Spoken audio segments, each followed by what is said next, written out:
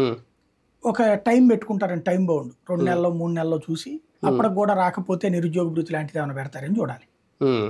సాధారణంగా నిరుద్యోగ భృతి లాంటివి ఏంటంటే పార్టీ అభిమానులకి, కార్యకర్తలకి ఎక్కువగా వస్తుంటాయి. హ్మ్. బయట సాధారణ ప్రజలకు వచ్చేది తక్కువ ఉంటాయి అట్లాంటివి. అమరావతి రాజధాని నిర్మాణాలకు సంబంధించి కూడా ఏమన్నా ఒక టైమ్ స్లాట్ ఉంటది. మనం 5 ఏళ్ల వరకు అది చూడాల్సిందే. అది ఆటోమేటిక్‌గా నాకు తెలిసి ఆయన రాగానే ఇక రేపు అమరావతి నగరపు జ్యూరిస్డిక్షన్ అనౌన్స్ చేసేస్తారు అది ఎక్కడి నుంచి ఎక్కడికనేది. ఫస్ట్ అసెంబ్లీ సమావేశాలను పెట్టేస్తారు అది. ఫస్ట్ బెటర్ గానీ హ్మ్. కొంచెం టైం తీసుకుని, ఎందుకంటే ఇప్పుడు జ్యూరిస్డిక్షన్స్ ఎట్రైట్ చేయాలంటే హ్మ్. సర్వే సిస్టమ్ ఇదంతా ఉంటుంది. అవును. అది చెయ్యాలి. హ్మ్. అది పెట్టిన తర్వాత సహజంగా ఇక ఆటోమేటిక్ కేంద్ర సంస్థలు రావాల్సినవి ఉన్నాయి కదా! హ్మ్. అవన్నీ ఆ 29 గ్రామాల్లో ఎస్టాబ్లిష్మెంట్‌కి కేంద్రం కూడా ఒప్పుకుంటది. హ్మ్. చేసేస్తాం, బిగిన్ చేస్తారు. హ్మ్. ఒక యాక్టివిటీ బిగిన్ అవుతుంది. హ్మ్. మేబీ ఒక 6 నెలల నుంచి ఏడాది లోపు వీళ్ళందరికీ అయి ఇచ్చేస్తారు. హ్మ్. ఏవి డొమెస్టిక్ ఫ్లాట్లు, అవును. డెవలప్ కమర్షియల్ చేసి ఇచ్చేస్తారు. Development flats. అయి చేసి ఇచ్చేస్తారు. హుహు.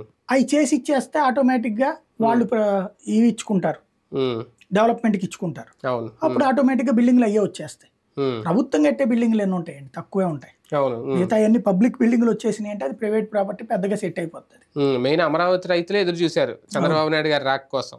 ఇప్పుడు వాళ్ళ కోరిక ఇమ్మీడియేట్‌గా సక్సెస్ చేస్తారేమో మేబీ. రైట్.